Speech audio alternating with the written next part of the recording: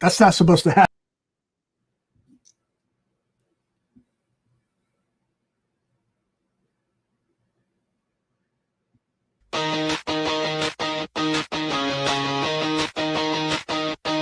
We got some shows to get to know, butterflies and fans, we understand, and for our squad, we bleed orange and blue.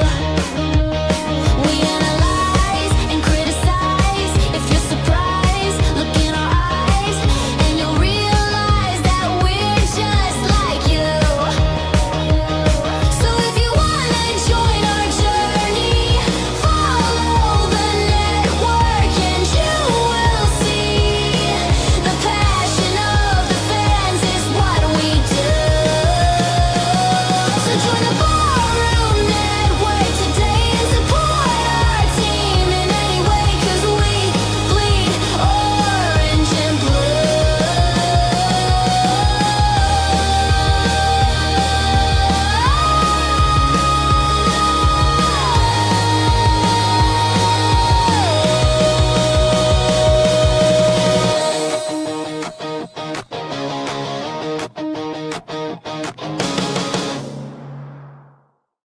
The following program contains images of creepy critters, ghosts, ghouls, and every corny Halloween cliché imaginable. Discretion is advised. You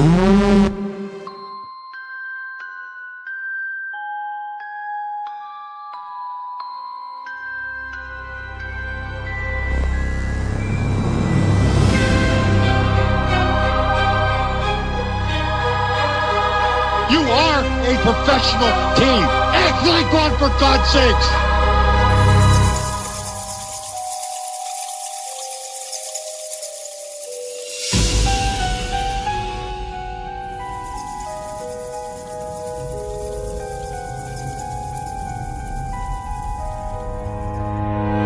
You're getting paid to play this game and play it right.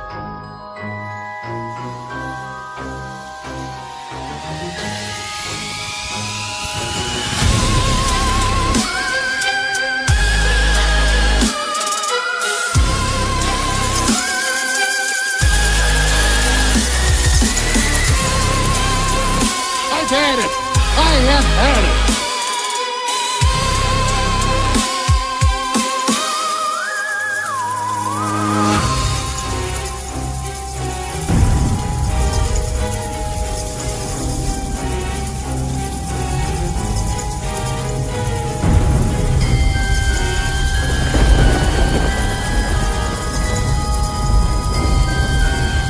I don't see anybody out there busting their ass at all.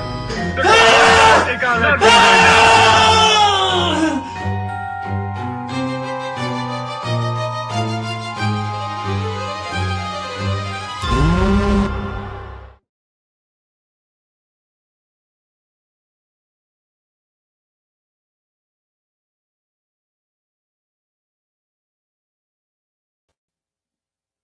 Wow. What an opening there. Hello and welcome to Buffone 55. It is our annual Halloween episode, which is why I look like this. And it's a good thing that a lot of the people in the Bears organization that my Uncle Doug is not around, because he would be screaming to the hilltops, just like you saw in that opening. And if he were still around, I'm sure he'd kick me right in my buns for wearing this stupid Halloween costume. Once again, hello and welcome to Buffone 55. My name's John Buffone. As I said, it's our Halloween episode. We look forward to this every year. And if you're wondering why I look like a delicious Portillo's hot dog, it's because every time I go to Chicago, I love the Chicago style dogs. I'm not even a hot dog guy, but I love Chicago style dogs with the pickle spear, the relish, the mustard, the sesame seed bun, you name it. I love it. It's a good thing I don't live there, because I'd eat nothing but hot dogs. So I'm repping my favorite hot dog, Portillo's. I love the Chicago style dogs. We got a couple other people to bring on here tonight. Danny Shimon is off tonight. We will hear from him a little bit later with a pre-recorded video, but let me introduce the former matriarch of the NFL and current matriarch of the show, Virginia McCaskey / Alyssa Barbieri from USA Today's NFL Wires, including Bears Wire. Alyssa / Virginia, how we doing?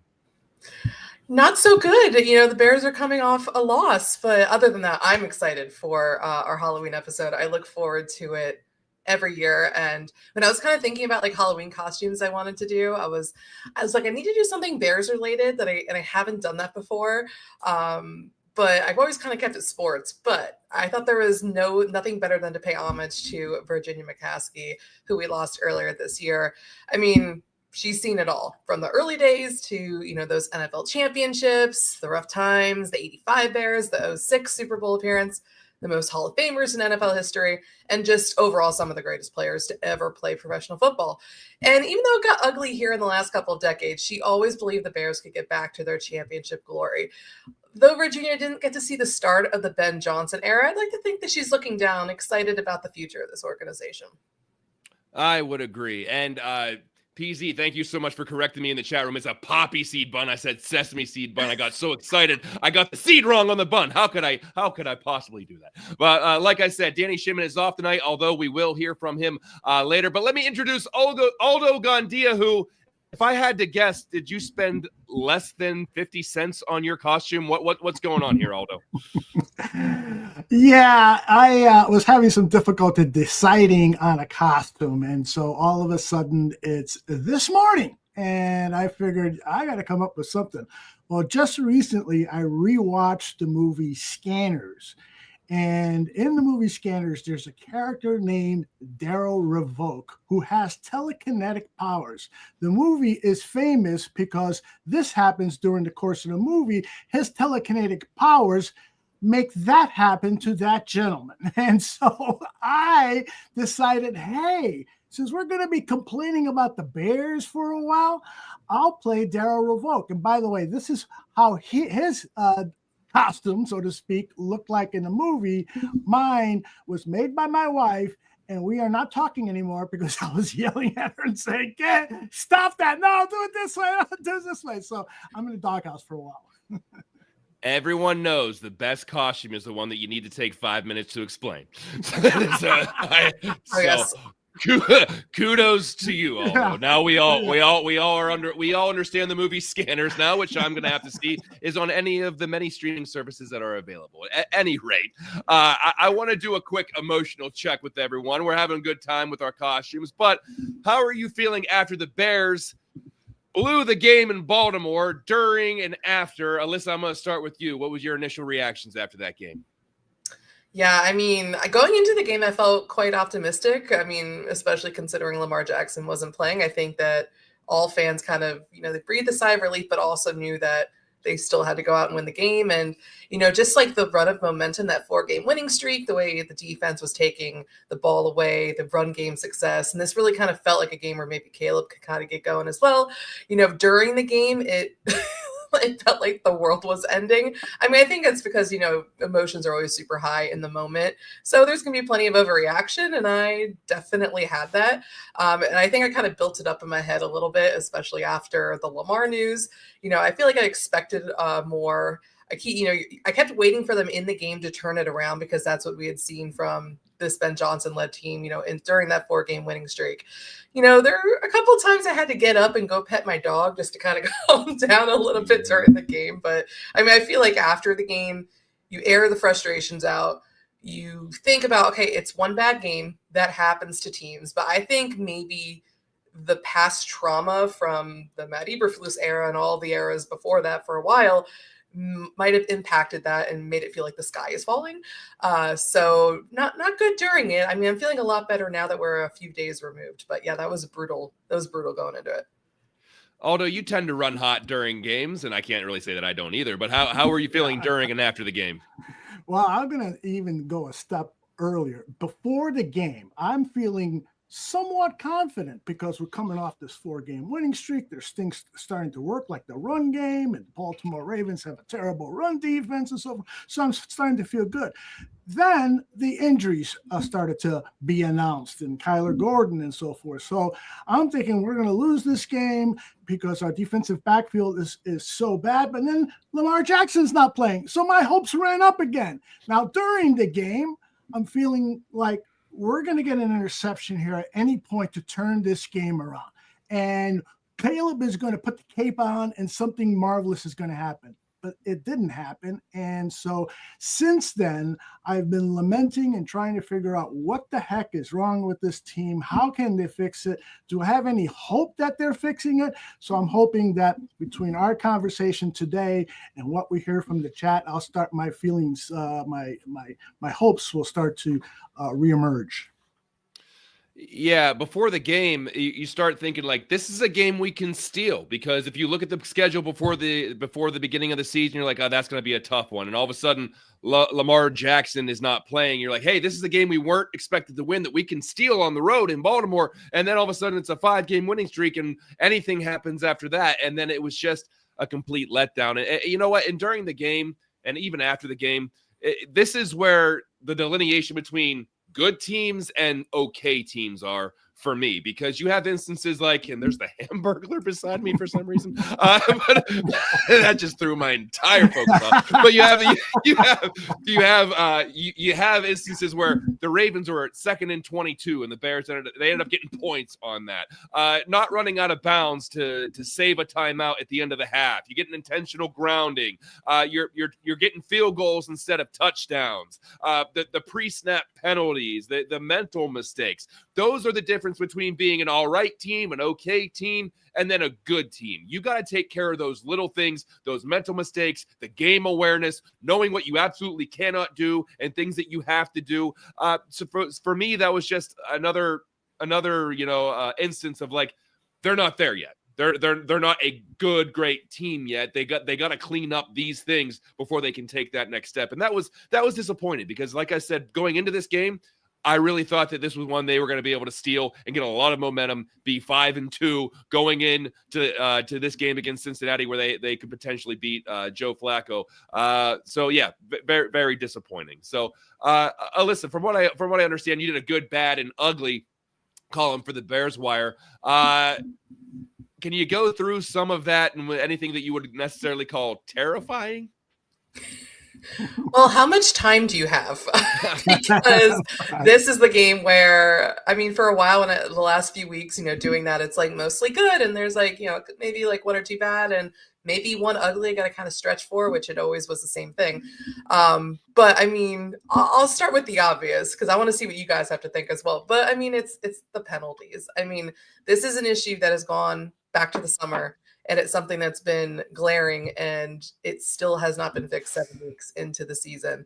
In this game, they had 11 penalties for 79 yards. And it's not just the volume of the penalties, but it's when they're happening and how they're killing drives or how they're extending drives for the opponent, which they've been able to overcome in the last few games. But this one, I mean, especially factoring in the injuries, the Ravens were able to keep it close, or, to stay close, and then kind of took over there. And when you look at the last 3 games, the Bears have 30 penalties for 255 yards, which is the worst in the NFL. And I think the most frustrating thing is that they keep talking about it being an issue going back to the summer, and there's no sign that's going to change anytime soon. You even had Ben Johnson challenging his players this week, where he did an interview with ESPN 1000 the day after the game, and he was saying how he wants to see more ownership from the locker room. He knows that they do have leaders on that team who can help get that done, like Kevin Byard and Grady Jarrett. I feel like the challenge has been issued to the team, so now it's the Bears players' turn to step up. Yeah, and Aldo, after hearing that, what anything terrifying on your end, sticking with the theme of tonight? Yeah, I gotta say, and I saw J2K posted in the chat room that after watching the All-22, Caleb didn't look as bad as he did during the game. And I agree with that. Upon reflection and studying how things went and so forth, and learning from the coaches and other analysts what happened on a particular play, it wasn't all Caleb really wasn't as bad as it seemed. But nonetheless, I still find it terrifying that in the middle of his second year in the NFL, Caleb Williams is still working on doing some of the basic stuff that you would expect the first overall draft pick of the NFL draft to have accomplished, either before he became a pro, or at least during this up till now. He should have been able to get the cadence right, come out of the huddle, do all these things that have been taking so long in the development of this quarterback. And so, hey, I'm a fan who has been jilted many, many, many times in the past. And so I can't help but wonder if I'm being jilted again by a promising quarterback who was either badly developed and has been damaged by what happened in his rookie season, or perhaps all the hype at USC was just that. It was overhyped, and that this quarterback might not, until years from now, like a Baker Mayfield who's on a second or third team, and other quarterbacks who are flourishing who started off poorly, is that going to be what happens with Caleb? Is he going to be a Pittsburgh Steeler and then look like Caleb Williams? And so that's what I find terrifying, is that we're on this maniacal carousel of quarterbacks, and I'm really, really concerned about it. Aldo, that did not make me feel any better. Welcome to my life. You know what that makes me want to do? It makes me want to eat a hot dog with ketchup. It makes me want to put ketchup on a hot dog. And I know what I'm doing is a cardinal sin to everyone in Chicago. But I have this, after hearing that, and then we're going through another coaching or a quarterback carousel, I'm going to put hot dog on a ketchup here sooner or later, but I'm not quite where you are yet. I still think that there's a lot of different things. There's a lot of different external factors that are going on there yet. I have hope that they can turn this around, and maybe it is a slower process. I mean, we get spoiled on a lot of these times where guys come out of their rookie season, they set the world on fire, and then all of a sudden that is the standard. And Lutz the reporter, thank you for the paid comment of my week is ruined. I assume that's because I showed ketchup with a hot dog. I'm sure. And so I apologize. But and so I'm trying to be patient. I'm trying to be patient as much as I can, and I'm not a patient guy. You guys know this. I've been doing this show for 9 years. I show very little patience with anything, but I'm trying to show patience with this quarterback, and because I think I feel like they got the coach right. I feel like the system is eventually going to turn around, and the quarterback's going to play better. But Aldo, I believe Danny Shimon, who is the Bar Room's lead game and draft analyst, saw some frightening things on Sunday as well. So we asked him to file a report, and he did. And please brace yourself. This could be more terrifying than ketchup on a hot dog.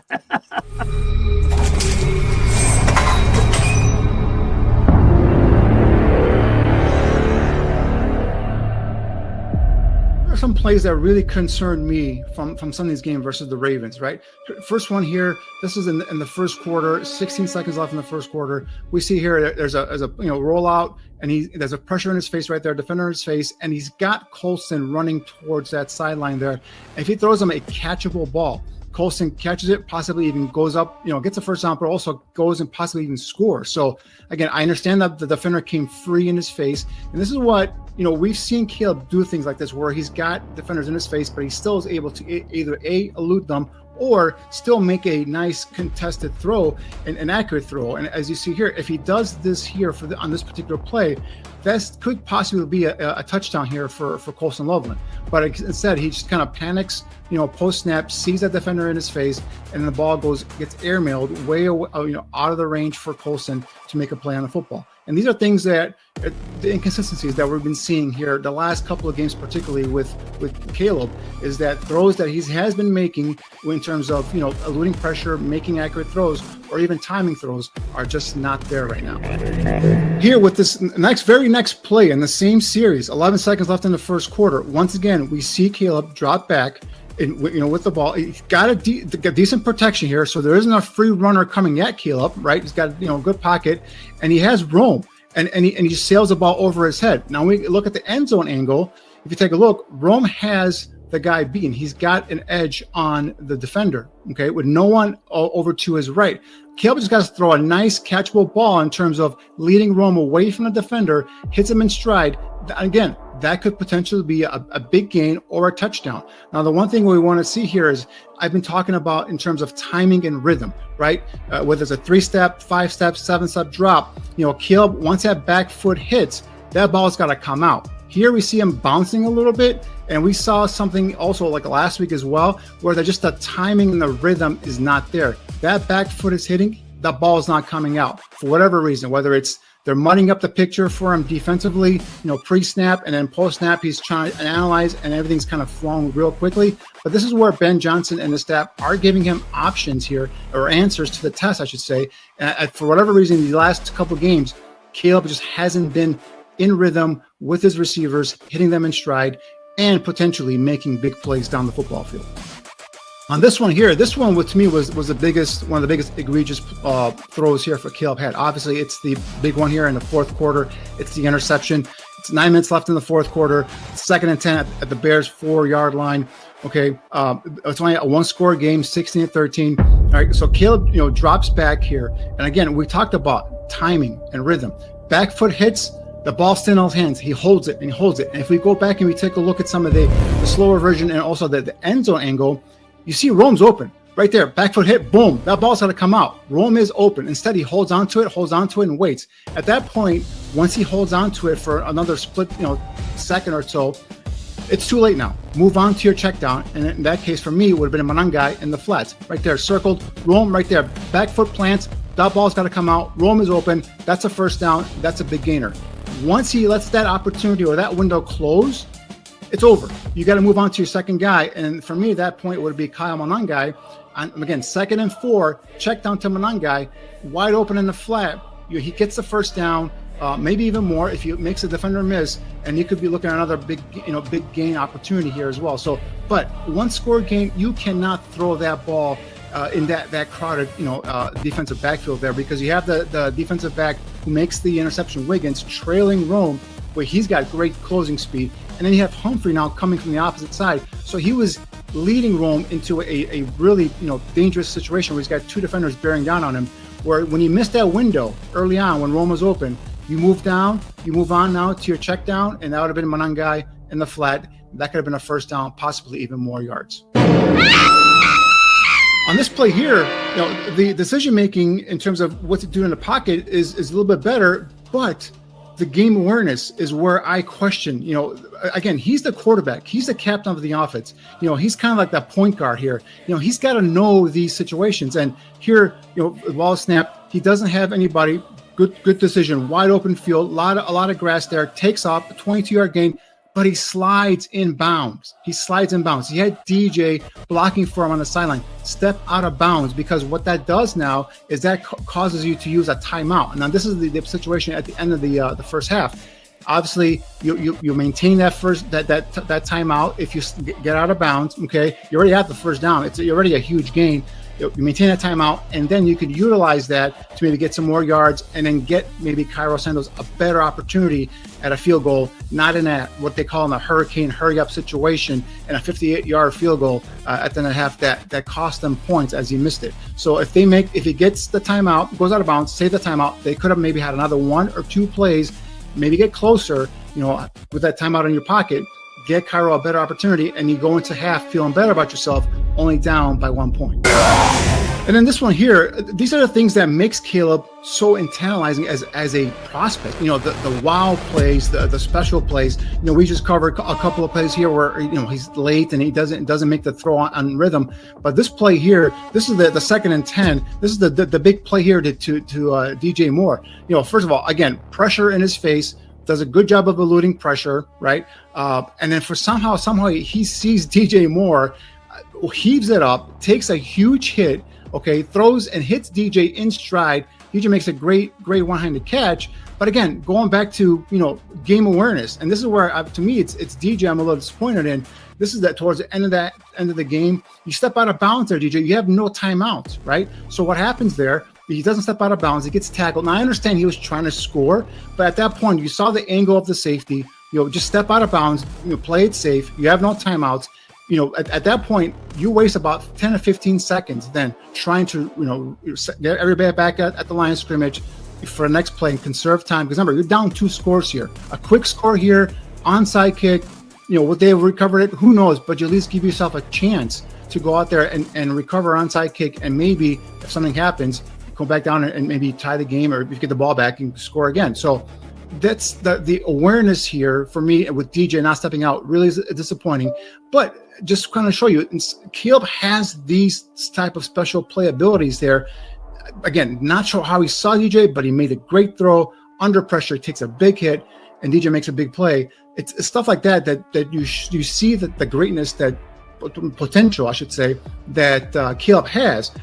But then the game awareness with the previous, the previous play before the half, not getting out of bounds, sliding in bounds, wasting a timeout. Here, in this case, making a great throw, but DJ not stepping out of bounds and preserving some of that time there at the end of the game situation. So these are the plays that really just, terrified me and scared me on Sunday. Some good, a lot of bad. But hopefully that the Bears can recoup and go to Cincinnati and clean up some of the mistakes and come out on top there. That's it for me tonight, guys. Hopefully you guys having a great time there tonight. I do miss you guys. I wish I was there. But I will leave you with one more thing, and that is this.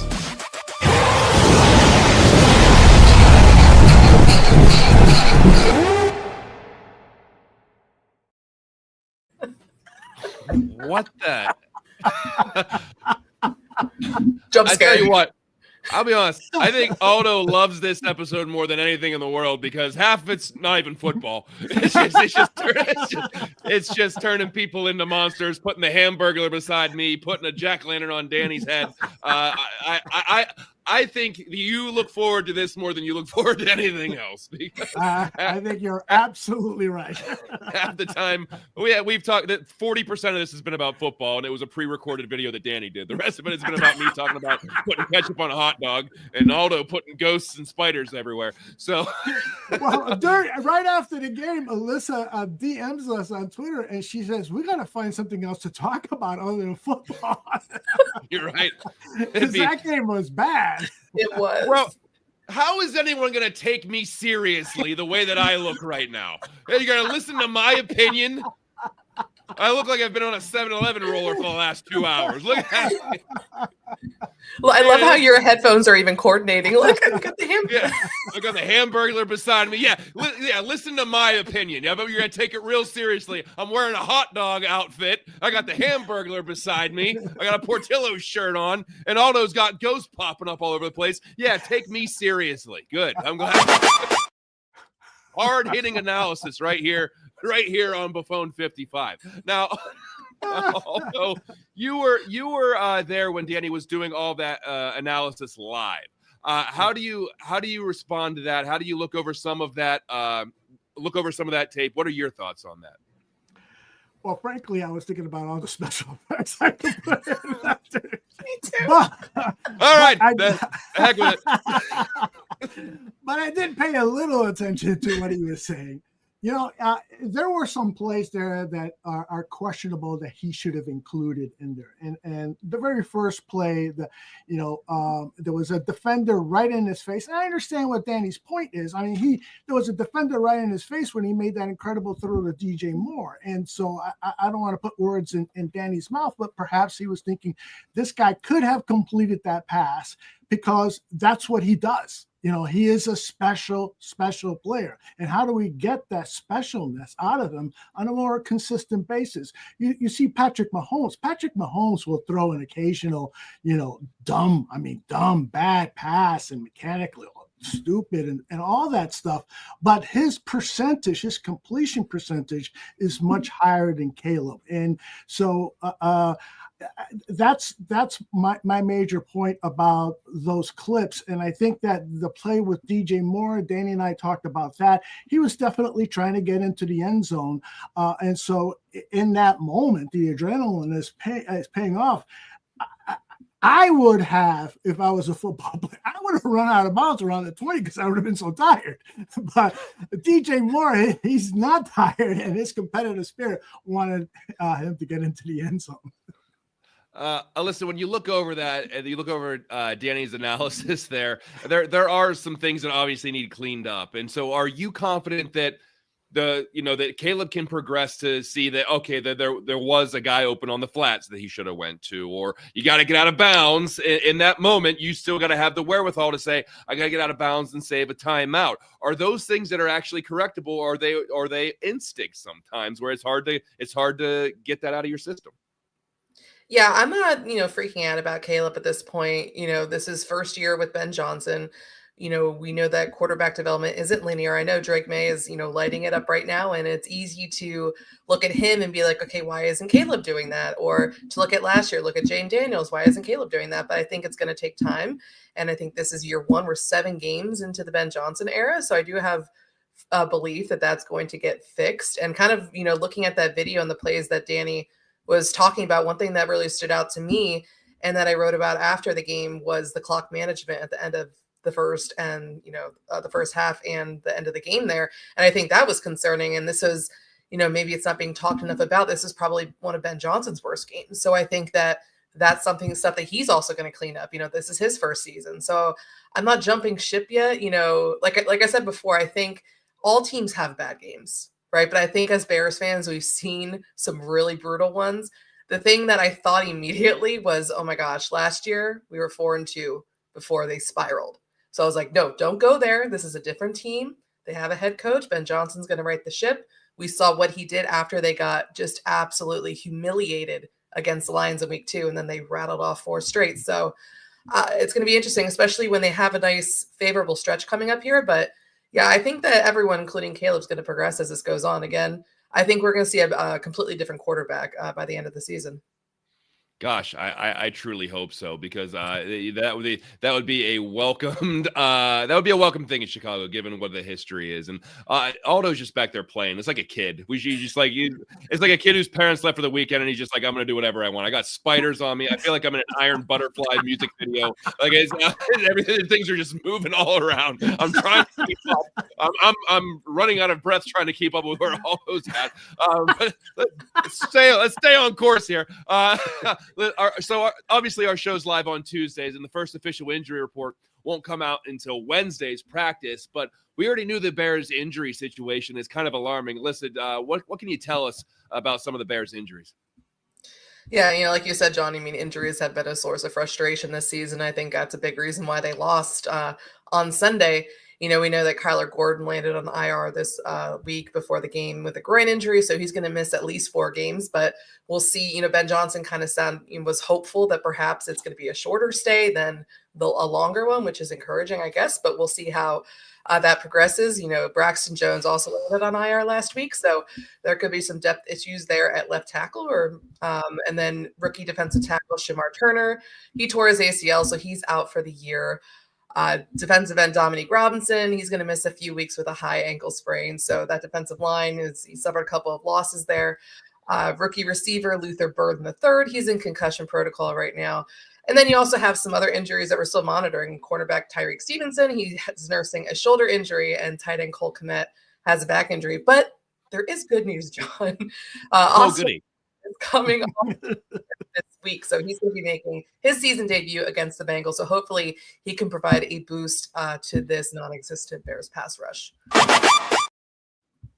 Exactly. Now, Aldo, you heard that laundry list of injuries. How do you think that might impact them on Sunday against the Bengals, who have for what it, say what you want about Joe Flacco, but they still have one of the most dangerous wide receiver tandems in the NFL. How are you feeling about the injuries so far for the Bears?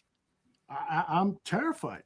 Frankly, I'm terrified because these injuries, and it's just going to mount as the season goes on. And from Alyssa's report, we're going to lose more people before we start getting guys back. And so I'm terrified about that. When I looked at this part of the schedule 2-3 weeks ago, I thought maybe we could definitely win one of those AFC Central road games. But now I'm very doubtful. We're going to talk specifically about the Bengals in a little while, but certainly these injuries aren't helping at all. And if I were a betting man, I know Keith Lutz is in the chat. He's the betting man, so I'll be listening to what he's saying. But I don't think the Bears are going to cover that, because I think they're favored by 3.5, 2.5, something like that. I don't think they're going to cover that. They may not even win. So we'll see. My favorite part about what you said was you said NFC Central or AFC Central, which is not a thing anymore. But I remember those old days of the AFC Central because you had the Steelers, the Browns, the Bengals, the Titans were in there, the Jags were in there, along with the Ravens. So that was a black and blue division. But anyway, So I mean, that's why I couldn't find the AFC North standings today on Google because you typed in Central. AFC Central, yeah. You got the standings from you got the standings from 2001 when the leading passer in the AFC Central was Cordell Stewart. You're like, what the hell's going on? That's right. Exactly. Oh my God. It's Virginia McCaskey that takes me back.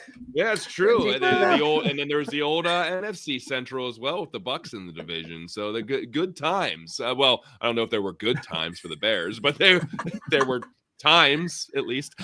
So we talked about the injuries. Aldo, we were talking about the Bengals as well. Do you have any details about the Bengals play so far this year that can give us a better idea about what the Bears are getting into? Yeah, this is a team that is in big effing trouble.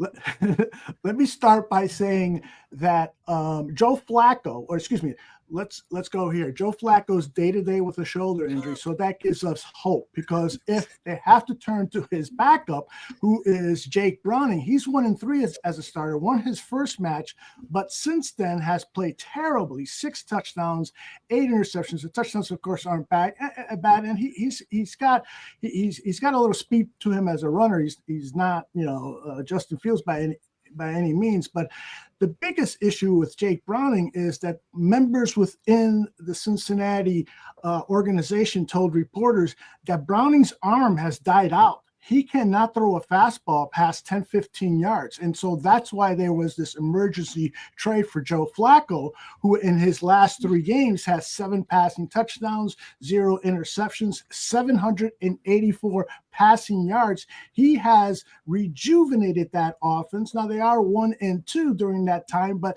he's definitely got that passing game ready. Take a look at this for terrifying. Jamar Chase, last 3 games, targeted 44 times. I can't do math. Virginia, maybe you can help me out. How many is that per average? But he's got 38 receptions and 2. A lot. That is a lot. But another thing that perhaps we have to look forward to is that this defense is pretty bad. The Bengals defense is last in yards allowed. We're celebrating Easter? I said AI, put him in a dumb Halloween costume. That's what. By the way, people in the audio podcast, sorry, we're laughing here because of some of the visuals on the screen. But this Bengals defense is last in yards allowed. They're allowing over 400 yards per game. And in rushing yards, hopefully the Bears can get that going again. They're allowing 152 yards per game. In addition to that, I think I got one more here. Here it is. The defense has allowed 181 rushing yards last week against the Jets. In the second quarter, in the second half, they allowed 181 rushing yards, and the Jets had over 500 yards of total offense last week against this Bengals defense. That gives us some sense that we're playing a team that is on the ropes. And I'm guessing in like 1975, they were thinking, in 50 years, we are going to have flying cars. We're going to have a better understanding of the universe around us. You're going to be able to run automobiles on water or something of that nature, whatever. And this is what we're doing. We gave AI to Aldo, and he's putting people in bunny costumes.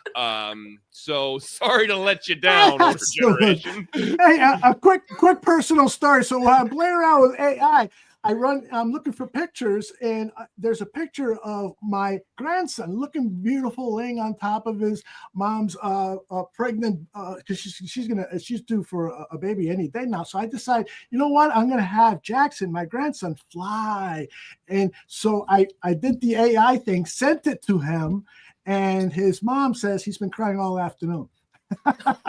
Oh, he thought it was terrifying. I'm like, oh no. Well, yeah. It's flying. My kid doesn't want to fly. Or you're saying, you get a picture of me doing something I don't remember doing. That is pretty terrifying. Yes. At any rate, yes, thank you. So no, and listen, I think that I wish Jake Browning was playing this game because, like you said, people said his arm died. I can relate, but like I wish that they were going in against a not so potent. And you know what? If anything, if you look at Joe Flacco, it just looks like he has fun playing football. He doesn't get, he doesn't really get too up or too down. It looks like he's just like, okay, I can recognize that defense. I'm going to go with that guy because he might have one-on-one coverage or there might be a hole in the zone here. I'm just going to go there. He probably just makes the right read every time, and sometimes it works, sometimes it doesn't. But he's Joe Cool. He's just back there. He's like, okay, I still got a rocket arm. I'm just going to let her go, and I got Jamar Chase and T. Higgins to throw the ball to. So it's the best case scenario for someone like him. So that is scary, because if it comes down to it, if the Bears have to win in a shootout, how confident are you in that the Bears are going to have to win 35-32, 38-35? That's not the kind of game that I necessarily want to see. So yeah, I am a little bit concerned about this. Alyssa, what do you say? I mean, I watched the Jets beat the Bengals last weekend, like I'm sure we all did. So I think that gives me some confidence. And I know I saw a commenter mention as well, like Justin Fields went off. So, I mean, if he can, I feel like Caleb should have a similar game to what he had against the Cowboys, maybe better. But it does scare me with all the injuries, in the secondary specifically, and just knowing what Cincinnati has. And if Jake Browning's playing, I think it'll be a huge sigh of relief, and not really quite he's not Tyler Huntley. So, he's thrown a lot of interceptions. I think that would play right into this Bears defense's hands because they really need to get one to get this thing going. And then who knows, it could be a fun game, but I'm anticipating this being another stressful one, but I think that they will emerge victorious here. I think that it is going to fall on the offense this time. And I think that Caleb is set up. And Aldo, you went over the numbers there for that defense. This is a get-right game for this Bears offense. And I think that we're finally going to see Caleb put that cape on this weekend. I hope you're right. I hope you're right. And once again, this is one of the games when we looked at the beginning of the year and you assumed Joe Burrow's playing. And I think we both chalked this up as a potential loss. Oh, Johnny on the spot, Aldo. Good job.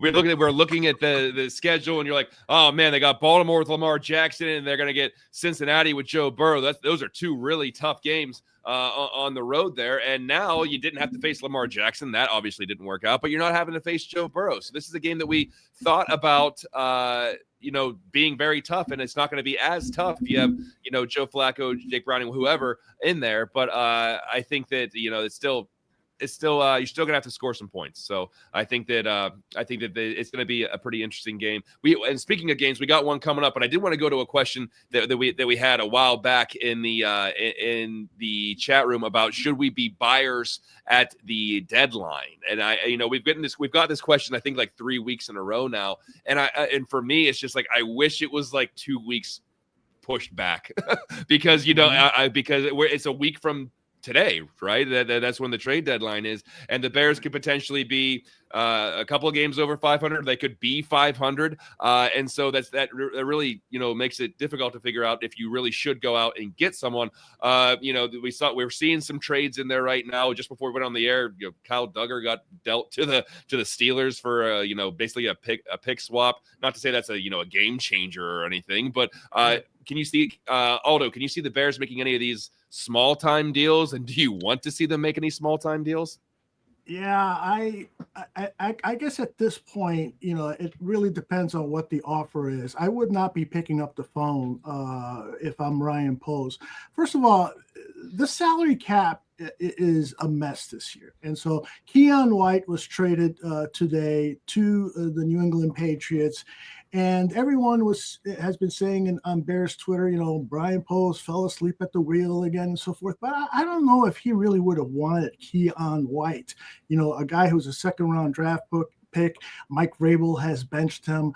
So a trade for the sake of making a trade, I would say no. This team is in a very tenuous spot right now, and keeping your draft assets are really important, and managing the cap is more important than at any time since Ryan Poles got here after he did the purge of big salary players and so forth. So he's really got to be he's got to play a real strong game of poker here and know exactly where the money is going and exactly, what draft assets are being moved and determine, where the strength of the draft is and whether that complies with the needs of the team. It's got to be a very strategic, but as a general response, I would say don't do anything dumb. That's my message. Yeah, and Alyssa, we've been kind of talking about this for weeks now. Are you open to small deals, one of these pick swap deals, bringing someone in that might only be here for the year because of either contract or what have you? Or what are your thoughts on that? Yeah, I could be in for, one of those small deals, if the price is right, like Aldo was saying, because you look especially at this Bears secondary right now, the cornerback group just decimated by injuries, and who knows how long Jalen Johnson's going to be out. Kyler Goran's on IR. We don't know for how long. Tyreek Stevenson's dealing with that shoulder injury. So I wouldn't be opposed if they went out and were able to find, if the price was right and they're able to bring in a cornerback there just to kind of shore things up. But I mean, at this point, like Otto, I don't want Ryan Poles picking up the phone because it hasn't always worked out for him in the past, and we've seen it. So I think that if I were the Bears, I'm just going to stay put right now. Speaking of Ryan Poles' move in the past, we have a little bit of a game to play. Aldo, you created a game for us, and it's called Trick or Treat. You are going to share an image of a player that Ryan Poles has either acquired or let go for the Bears, and we will determine if that player was so bad that it was a trick that was played on us by the football gods, or if it was a delightful treat, like getting a fresh Almond Joy put into your bucket on Trick or Treat night. I know people don't like Almond Joys. I happen to love them. That's why everyone gives them to me. For instance, Chase Claypool, definitely a trick. Joe Tooney, the future Hall of Fame guard, is a treat. Before we start, in or out on Almond Joys? Where are we at? I haven't had an Almond Joy in about 20 years. But if you gave me one right now, I'd say yes, because that's the one with the coconut inside, right? Yes, and an almond, hence the name. Yeah. Are you in on Almond Joys? I think that Virginia is definitely into Almond Joys as long as she's not allergic to coconut. Yeah. Almond Joys and Werther's Originals all night. Let's go. All right. By the way, John, a quick confession here. AI helped me create this Trick or Treat game. I need an idea for a game tonight, a Halloween theme. Buffone 55 brought to you by Grok. We are failing as a team and as a society right now. Yes, we are. All right, if we're going down, let's go down in flames. Aldo, run it. What do we got? We got our first player is Roquan Smith. Roquan Smith. Obviously Ryan Poles trades Roquan Smith. The Bears acquired a second round and a 2023 fifth round picks that turned up being, I think, Javon Dexter and Noah Sewell, plus freed up some money for Tremaine Edmonds and TJ Edwards. I'm going to go first on this one. I love Roquan Smith, so it's very difficult for me to say that, this all worked out and he's not here. But, Dexter's showing flashes. Noah Sewell's coming on strong this year. You're able to go out and you get TJ Edwards, who turned out to be a great acquisition. And Tremaine Edmonds is finally playing up to some of the potential that we thought that he could play up to. So I'm going to lean treat. Although I hate seeing Roquan gone, I'm going to say treat. Alyssa, what say you? I think that the Hamburglar is a treat. No, I'm with you, John. Like, I was kind of like leaning back and forth. I'm like, because like for until this season, I was like, oh, absolute a trick. Because, Tremaine Edmonds, hadn't lived up to his potential. TJ Edwards was solid enough. But, I think I'm leaning towards treat as well with this one, just because, there's no denying Roquan, an amazing player. And he reminded us on Sunday just how so. But I think that Javon Dexter, like you said, he's serving a key role on the interior there. Noah Sewell is to be determined. He's in his first year there, serving as that third linebacker. He's kind of dealt with some injuries there. But, I think that this season, the biggest thing when I was kind of leaning treat is I think that we're finally seeing the full potential of Tremaine Edmonds and TJ Edwards this season with Dennis Allen. I think they're being utilized the right way. This is a very linebacker-friendly system that they're in. So, and then you factor that in that, the Bears kind of got them for the same price as just one Roquan. So I think I'm going to lean treat here. All right. 2 treats. How about you, Aldo? Yeah, I'm with you guys. this trade didn't really appeal to me at the beginning, but clearly Roquan didn't want to be here. Clearly he was not a good teammate. The thing that he pulled on Family Fest by going public with his contract demands, that was just cheap. You know, I like to have fun, and if I was invited on a boat ride with a lot of pretty girls, I probably would accept that. But please don't take a picture of me. The NFL is going to find out. I mean, he just did so many dumb things. And so character for me with Roquan was a little bit of a concern, and there's no doubt he could play well, but everything that we got back, you know, the money that was freed up to sign people, the draft picks of Gervon Dexter, and while he has not played like a pro anywhere near a Pro Bowl level, he still isn't a bad interior defensive lineman. So overall, I like what we did there, what Ryan Poles did there with Roquan. So we got 3 treats for Roquan. Let's move on to the next contestant. Who do we got, Aldo? Montez Sweat. All right, trick or treat on Montez Sweat. We gave up a second-round pick to the Commanders, who they used on cornerback Trey Amos. Montez Sweat contract with the Bears is $98 million with a $72 million guaranteed number attached to it.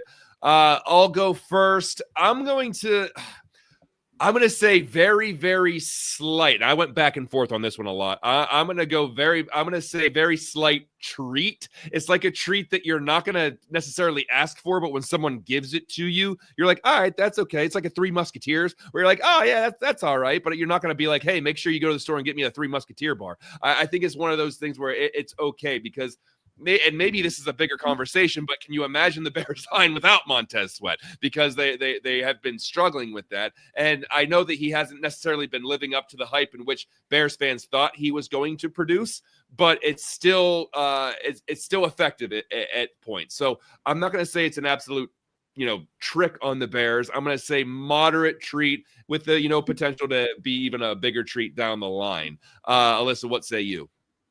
You know what, John? You kind of like almost convinced me to change my answer because I was kind of leaning trick just because, I mean, obviously you saw Montez's first half season with the Bears and what he was able to do with those 6 sacks in 9 games. But, 2024, he only had 5.5 for an entire season.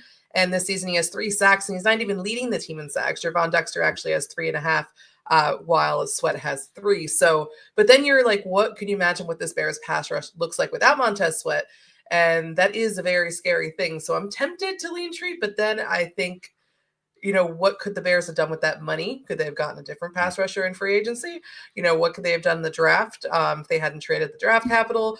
What would the Commanders look like right now? But no, I think I'm going to lean slight trick with this one, just because I think for that money and the draft capital he gave up, it just doesn't feel like it. He hasn't fully earned that yet.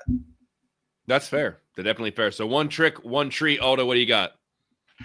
Both arguments are great. The one thing I will say about what Virginia just said is that the one good thing about that acquisition regarding money is that Ryan Poles secured a pretty good defensive end before the kind of gold rush for defensive ends. I think I should have looked at this, but I think that now Montez isn't anywhere near the top 3, top 5 in terms of paid defensive ends. So he basically got a bargain. But at the time of the deal, I knew what we were getting. This was a guy who was getting 8, 9, 10 sacks a season. He was never, a premier defensive end. And this is despite the fact that he had Chase Young and 2 good defensive tackles. So he had the cast around him to explode and get 12, 14, 15 sacks. And he didn't do that. What he provides is a long-armed edge defender who will occasionally get you a big sack. And that's it. And unfortunately, sometimes you got to overpay for those guys if you don't hit on the draft. And the Bears have not hit on the draft in a long time for a defensive end. Yeah, and I'm on over the cap right now, and it looks like Montez Sweat might be the 11th highest paid defensive end in the National Football League right now. So, Aldo, you make a compelling argument there that they kind of got in there kind of in front of the gold rush because Micah Parsons is averaging 46 million, TJ Watt 41, Myles Garrett 40, Danielle Hunter 35, Max Crosby 35, Nick Bosa 34, Montez Sweat, however, is only averaging 24. So that kind of shows you that. And if you look at this, outside of Micah Parsons with the Packers right now, what is TJ Watt equating for as far as the Steelers go?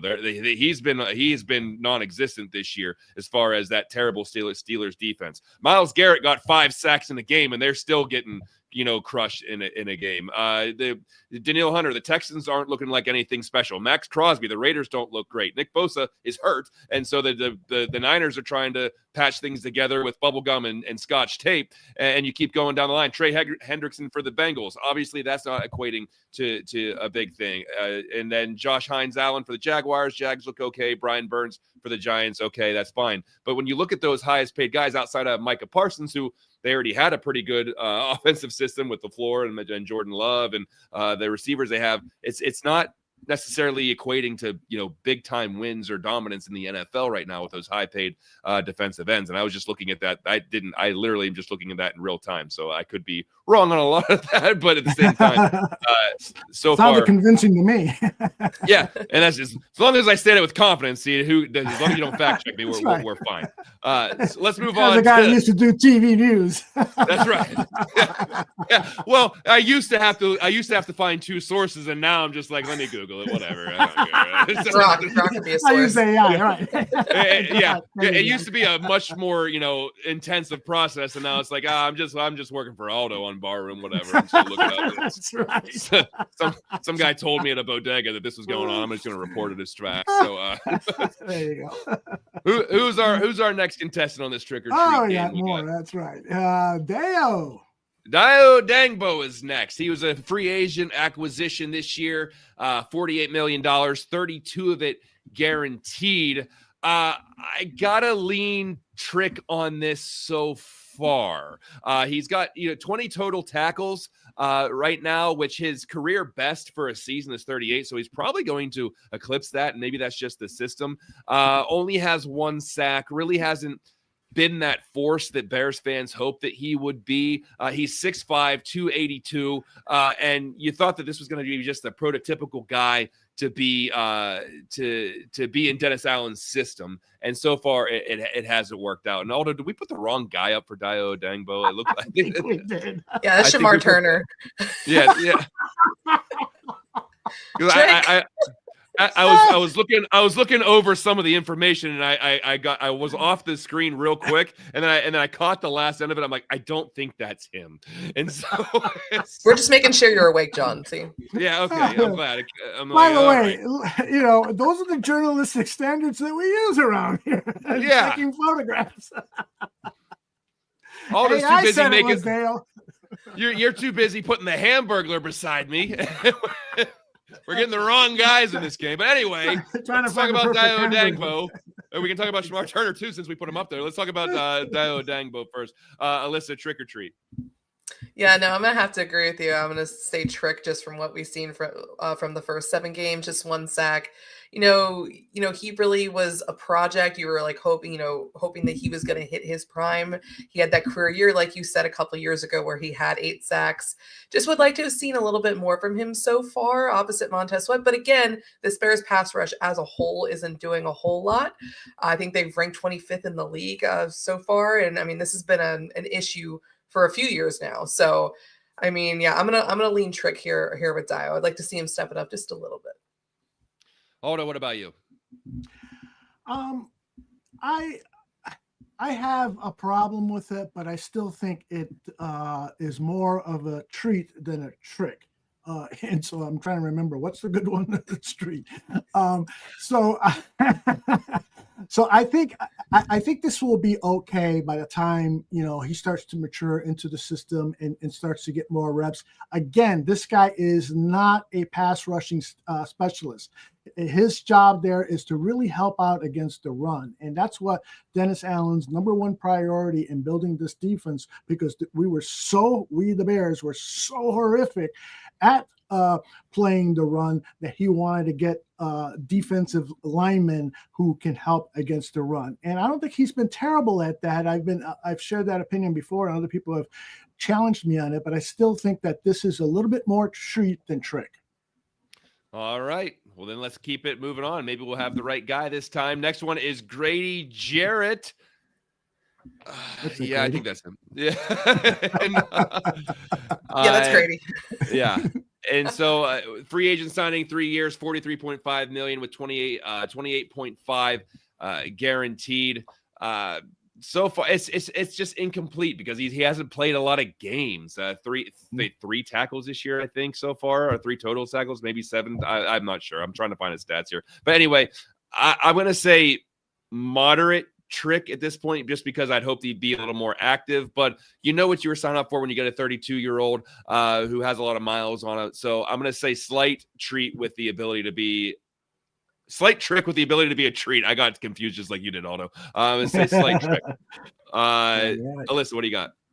Yeah, no, I think I'm right there with you too, because it's hard. We're going into week 9. They played 7 games, so it's hard to, and he's missed a lot with injuries, so it's kind of hard to judge him here in Chicago.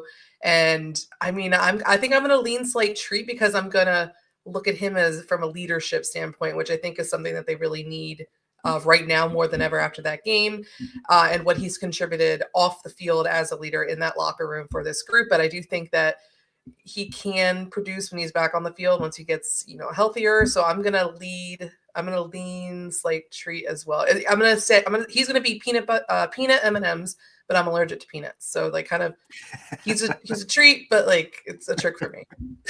I like that logic. All right. Well, then do not accept the peanut brittle that I had sent to your house. Now that I know that you have a peanut allergy. I'm not allergic to coconut, though, so bring the almond joys. Almond joys. And almonds are good, right? Just almonds peanuts. Good?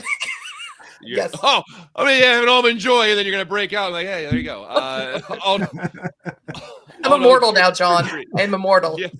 You're right. Aldo, trick or treat on. By the way, John, how hot are you right now in that suit? This thing, I can't even think straight. I am sweating so bad underneath this thing. I know you can't see it, but it's all contained in this general beef link that I'm in right now with a t-shirt. I'm dying. Like it's bad. Like but I'm doing my best. I'm glistening. Glistening like a Portillo's dog right now. I can tell you that for sure. How's that tape treating you, Aldo? Get plenty under there. Yeah, I'm dying to take it off, but I got one more gag coming, so I got to leave it on. But I definitely, this is a trick. This guy should have never been signed. You look at his stats from last year, you saw a precipitous drop off. Guys that age who play that position, it's very, very hard to bounce back after an average or a poor season. Describe it how you want to. But this guy is definitely declining. Now, Virginia says the locker room influence is fantastic. But you know what, Virginia? We got coaches for that. We got other players who can contribute for that, not guys who are on crutches. We don't want that. We don't need that. So probably looking over the list real quick, probably of all the players, this will be my biggest trick. Oh, wow. Oh, well, that's saying a lot, because let's move on to the next one, because I believe it's Karan Armagaji. You are right. And is that him? I mean, I think there's a missing persons report out for him. So. Yeah, it's hard to tell. Yeah, this is the only picture I could find. I don't have to spend a lot of time on this one. He just hasn't played much, has not gotten on to the field enough. A 3rd-round pick. It's a trick for me. You hold out hope that they can start putting things together. He can start putting things together, but for me, this is just a trick. Alyssa, what do you got? Yeah, no, I agree. I'm going to say trick. I mean, like you said, it just hasn't been on the field.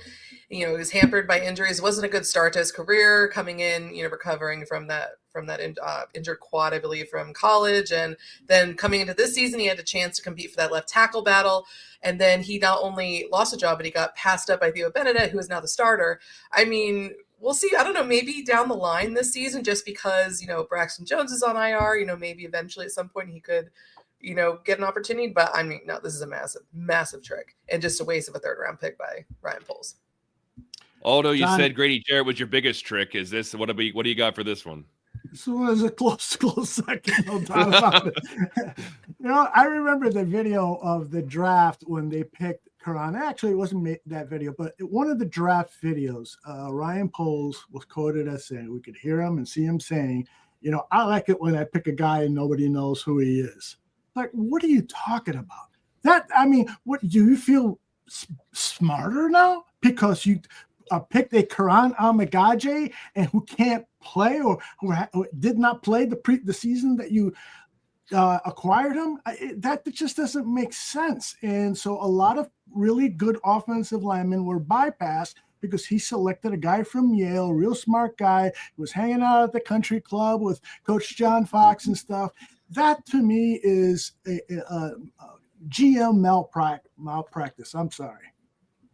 Definitely. Yeah. Trick. No, it's the smartest guy in the room picks. I'm not usually a huge fan of. See Adam Shaheen. Sometimes things just don't work out when you go and be like, I'm going to use a high round pick on this guy that no one knows about. And they're like Alyssa said, hold out hope. Maybe something happens, but as of now, pretty big trick there. Let's move on to the next contestant on Trick or Treat, and it is Tory Taylor, the punter that they drafted in the 2024 draft in the 4th round. Man, I can't tell you how much I wanted to like this pick. I can't tell you how much I thought like this is going to be an awesome weapon, and it's just going to be a field position thing, and it's just But I think he's 17th in average yards amongst punters, even worse in net average. And so as much as I want this to be a cool pick and it's like a big weapon that the Bears are able to use to, completely switch field position on teams, it really has not been that to this point. And that was a 4th round pick. So it's a trick for me. Alyssa, what do you got? Yeah, no, I agree. It's a trick. And just the biggest reason being, like you said, he was drafted in the 4th round. At the time it was like, oh my gosh, maybe did he hit on this guy? Maybe he's going to be great. Good. He is good at flipping the field when a penalty doesn't negate it, like we saw on Sunday. Yeah. But still, again, just the draft positioning. Again, it's another Ryan Poles, I'm the smartest guy in the room kind of thing. I'm going to take him a lot higher than he's going to go, so no one else is going to get him. Blah blah blah blah blah. And Trenton Gill, wasn't he was average then, but I think Tory Taylor is average now, so it's kind of like another wasted draft pick just because Ryan Poles thought that he was going to, turn heads with this pick. Aldo, you are the resident special teams adorer. What do you have to say about the Bears punter? Listen, I get it why he chose him because special teams is so important. And when you got a guy like that who can flip the field and so forth, but the 4th round is just too expensive for my taste for a punter. This is definitely a trick. I want to, like John, believe that this guy's going to be like a superstar. We're all going to be, cheering when the punting team comes on and stuff. But that just hasn't happened, So punt. Exactly. That's what happened in Iowa. He played college football. They were cheering him on. So I thought at least we have that to look forward to, but not even that has happened. Yeah, definitely trick so far. Once again, you're hoping things turn around, but it's hard to see. If when you draft the punter in the 4th round, if it doesn't take off by year 2, you're like, I don't know, maybe not the best pick.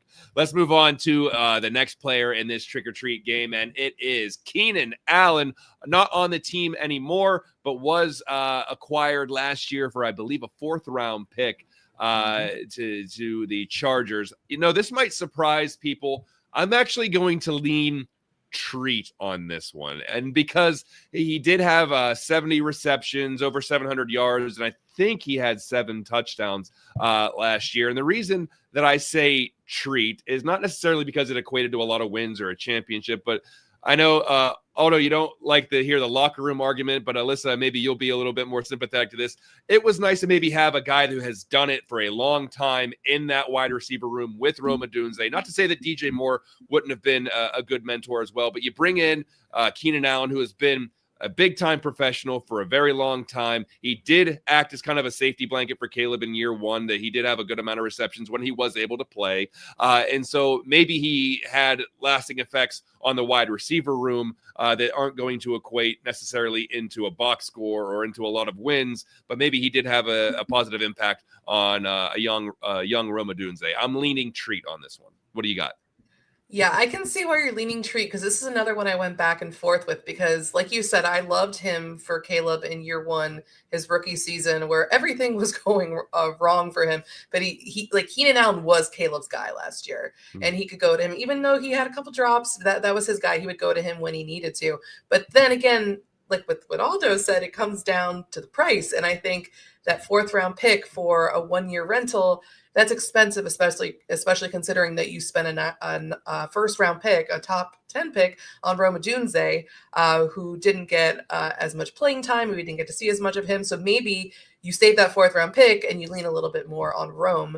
Though I do understand what you're saying, John, too, about Keenan kind of serving that veteran leader role. And I'm sure Rome learned a lot from Keenan. But again, that price is just a little too high for me.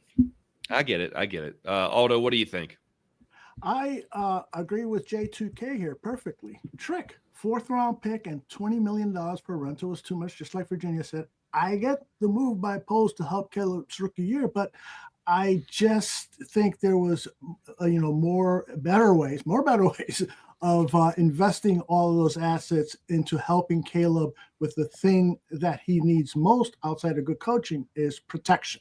And last year's protection was awful. Yeah, he held on to the ball too long because he was looking for Keenan Allen to get open. But truly, it was just a bad use of the assets you got. Fair enough. Let's keep this game rolling. Who's our next contestant? I think it was the aforementioned Rome Odunze, number 9 overall pick in the draft. I don't know if I need to spend a whole lot of time on this. This has been a treat, and I think this is going to be a guy that's going to be paired with Caleb Williams for the foreseeable future. He looks like he's the go-to guy. He looks like Caleb feels very comfortable throwing him the ball, even when he may not be open or he doesn't see them right away. But I really like Rome Odunze. I like his character. I like his physical abilities. I think that he's only going to get better. That is a treat for me. Alyssa, what do you think? Yeah, no, this is one of the easiest treats that we've done so far. And on this list, just like you said, I mean, last year, Keenan Allen was Caleb's guy. This year, and I think for the foreseeable future, hopefully they're paired for a very long time, Rome is his guy. And we saw what he was able to do over the first 5 games, where he was leading the league in touchdown receptions, I believe. And he hasn't had touchdown the last 3 games, but I still think that this is his breakout season. I got him on my fantasy football team. He's been helping me out this year. Mm-hmm. And I think that this season with Keenan Allen gone, he's finally getting a chance to show that he can shine. And I think coming into this season, like, not only we expected him to be the second receiver, but he's effectively taken over the top receiver role from DJ Moore at this point. And just side note, got to talk to interview Rome, and he is just like the absolute sweetest person. He's very focused. He's everything that you want in the locker room. So I just think he's been an absolute treat. Hey, cool. Captain Contrarian, are you going to be in agreement with us on this one? You know what, when I was studying for the draft and during the college football season, I fell in love with Rome Odunze. He is the prototypical receiver for my offense. Big body, can do all these great things and so forth.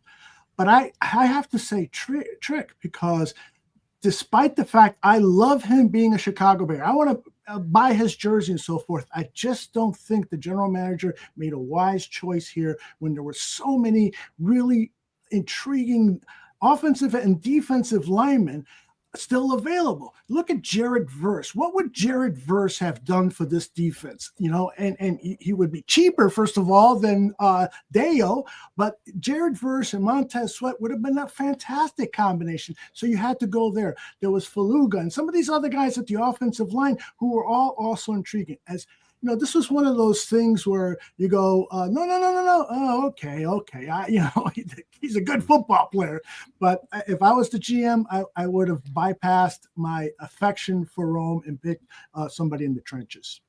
But there was that old adage, Aldo, that the Bears never surround their young quarterbacks with any talent. And so maybe he was trying to buck that trend. Whenever Trubisky came in and he was throwing to Kendall Wright and Dontrell Inman, and then Justin Fields had whoever he was throwing the ball to at the time. And so like there was that like, hey, the Bears, they draft these quarterbacks high, but they never put anything around them and they ruin them.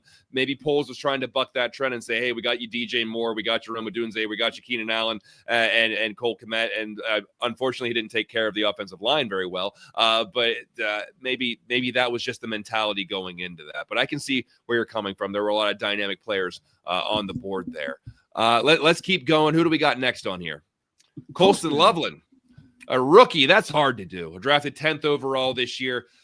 Oh, man. I'm going to say treat. I know that there hasn't been a whole lot of production there yet, and he has been banged up a little bit. I think we may have gotten spoiled by a few rookie tight ends who have taken off. You look at Brock Bowers last year. You look at what the Colts are doing with Tyler Warren this year. But traditionally, it's taken a year or two for rookie tight ends to really get fully integrated into the NFL system. I think this was a Ben Johnson pick. I think that he sees him as his potential Sam Laporta moving forward. And so if he stays healthy, he keeps developing. I really like where Colston Loveland can fit into this offense and what he can do. I think that, only 7 games in, it's going to be difficult to really make a hardcore decision on this. But I'm going to stay positive on this, and I'm going to say treat. Alyssa, what do you think? Yeah, like you said, it's really hard because there are 7 games in and we haven't really seen a lot from him. He hasn't really been involved on offense as much. And, I really thought that on Sunday that was going to be his breakout game against the Ravens. And then we saw what happened. I mean, it's hard though, but right now I have to, and it hurts my heart because it's my Michigan man. I have to lean Trick just at this point, but I think that he's going to develop into a treat. These are hard. It's kind of like as Virginia McCaskey, he's an almond joy and I would be allergic to almonds, but then I overcome my almond allergy and then I get to enjoy the almond joy later on. If that makes sense. Or you could just have a Mounds bar, which is an almond joy without the almond in it, basically. Ooh, so, right. Aldo, where do you stand on? I'm sorry that we're doing so much breakdown on candy. By the way, I love it. It's Halloween. This Exactly. Is why everyone tuned in to hear a hot dog talk about almond joys. A highlight of the season. Aldo, where do you stand on Colston Loveland? I have no doubts that Colston Loveland is going to become one of the best pass-catching tight ends and maybe one of the best all-around tight ends in the National Football League. I have no doubt about it. If he stays healthy, because that is a legitimate concern. He's been dinged up a bit. But I do think that, again, this was a bad use of resources. Now, we don't know, I think a lot of us really want to opposed to trade down from that 10 and acquire more picks. And maybe he thought he was getting fleeced and the offers weren't there. But so I would have reached for one of the other offensive linemen, defensive linemen available in this draft. I could give you names, but that's not important. The thing is that scouting system should have been pounding their table for guys in the trenches that are going to get this thing done. And if Ben Johnson went in there and said, listen, I want this new toy, I'm like, you already got enough toys. You got DJ, you got Cole, and on and on. So I just feel like this was another Ryan Poles mistake. Sorry. Fair enough. And as we're about to move on to the last person here, but shout out to Cliff Victoria for understanding that almond joys have nuts, mounds don't. An old commercial there. Aldo, do you remember that commercial? Almond joys have nuts, mounds don't. Oh, right. I never sung it, but anyway. Well, we get now some you know. sponsorships after this. Yeah. Hashtag not a sponsor. Could be though. Talking to you, Almond Joy. All right. Yeah. I would take a Mars bar at this point. I don't care. Clark bars, they still around? Yeah. As a Pittsburgh guy, I should probably know that. But who's our last contestant on this? There it is. Caleb Williams. Okay. Mm-hmm. Okay. So I'm going to say I'm gonna be such an on the fence person on this one. It's like, when you get the Whitman's chocolate sampler and you see all those chocolates in front of you, and you're not looking at the little map that's underneath it, and you see this one that looks really, really good, but you're just like, I'm not sure what's inside of that yet. I won't know until I take a bite. So I believe that's kind of where I'm at with Caleb Williams. It's like I see all these great things that have potential, and I'm hoping that when I bite into it, it's not just like one of those cherries that you bite into or anything of those. You're hoping that it's peanut butter or caramel or just the solid chocolate, and it's not going to be one of those ones that you hate. So for me, it's an incomplete, but I'm leaning treat because I still have a lot of hope in this quarterback. It's just taking slower than it's taking more time than a lot of us would have hoped. Alyssa, what do you think? Yeah, first off, just A+ with the candy reference, and I just love that this has become a thing. But no, I think I'm definitely leaning treat because I know we're not even a year and a half into his NFL career, so I mean it is incomplete at this point. But still, I still feel like he is the best quarterback that we've had since Jay Cutler. I mean, you look at what he was able to do last season, setting rookie and NFL records amid chaos, being sacked 68 times. He had 3 different offensive coordinators, 2 different head coaches. And I think that we've seen the flashes this year with Ben Johnson. It is still going to take time, but I think that this is my easiest treat on this list just because I think the potential is so high. And unlike previous quarterbacks where we've seen that, they have a coach that I think can really get the most out of him. And if Ben Johnson can't maximize his potential, then he's just not it. Caleb, not Ben. And Aldo, before I go to you, I'm just going to shout out the chat real quick because they are getting all these candy references. We got David in the chat saying sometimes you feel like a nut, sometimes you don't. People who are just pulling these candy references out, and now we got a whole Clark bar versus Butterfinger debate going on here, and I love it. I'm here for it.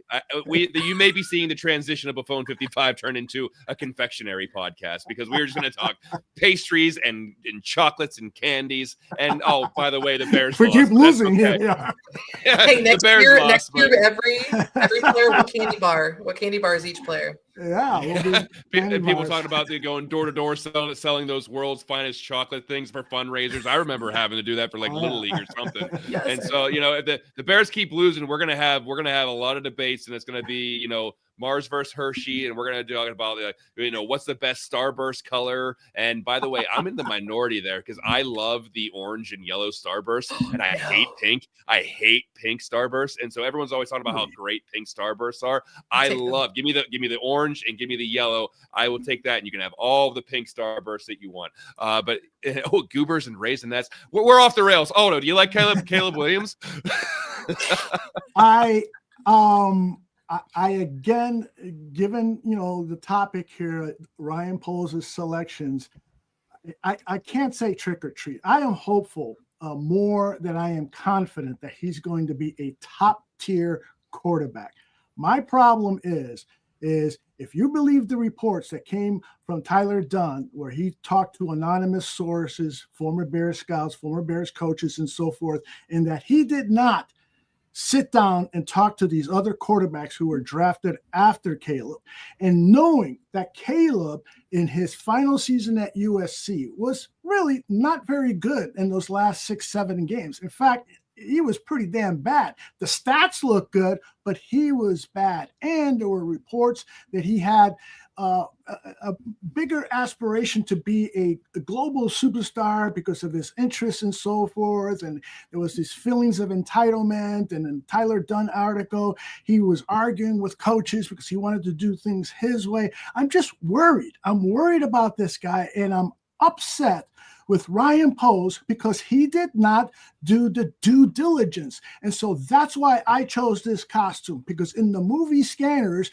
the character that I'm dressed at right now, he's got the power to make something happen telekinetically. And so that's what I'm going to do now. I am going to force myself to get to Ryan Poles and make him do something good. I am going to do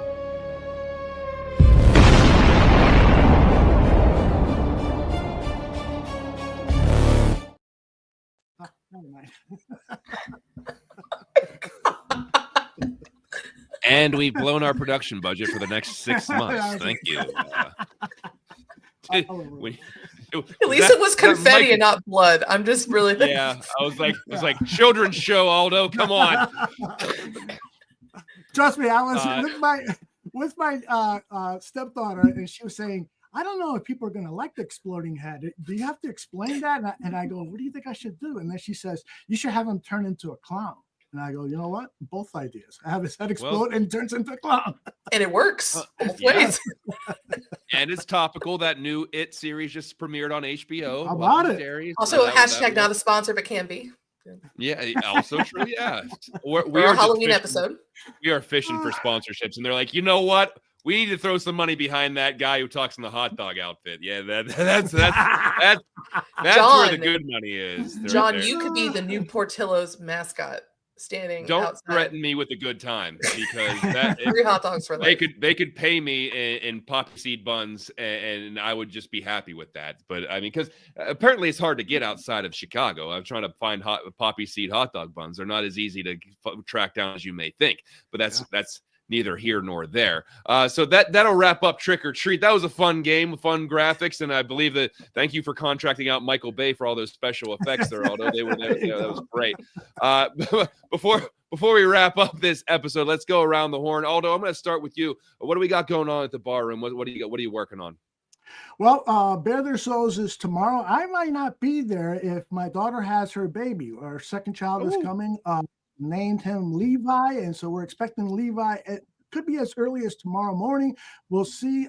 Either way, there will be a show tomorrow, Bare Their Souls. But I and if I do go to the hospital to see my new grandchild, I will not be wearing this. In fact, let's take the sting off. Yeah, thank God. Oh, gosh. Oh, yeah, God, that reminds me of my mustache the one year.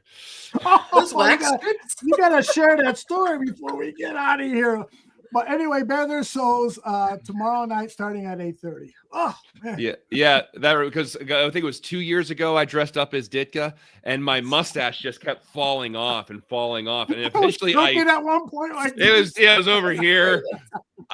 We went to a commercial break, and I glued it onto my face. I was like, I'm not doing this anymore. I had a glue stick, and I go like this, and I go like this, and I just boom, and it stayed on there. But when we were done and we having our post-show meeting, that thing ripped off, and there was like a chunk of skin taken off. And I'm like, oh well, that was, you gotta stick to the bit. You gotta go for it. But hey, congratulations to you and your family on the arrival of the new baby. That's amazing. So hope. If it's tomorrow, great. And at least you're not going to be wearing what you were wearing whenever the baby comes out, because we don't need to be frightening anyone on their first couple seconds on Earth here. Alyssa, let's move over to you. What are you working on? What do you got cooking over there? Yeah, over at Bears Wire, we are doing our typical pregame content. We're going to do some fun Halloween things here as well. And yeah, I want to also, as Virginia, I want to leave you guys with this. People always ask me for my advice on how to run a football team. I tell them, you have to have faith. And by that, I mean you have to pray a lot for a good season. Oh, nice. Hey, very nice way to outro. That's awesome. I don't have any prophetic hot dog quotes that I can pull from. So, you know what? Just, I don't know. I got nothing. What's a good quote from a hot? I relish this moment. I'm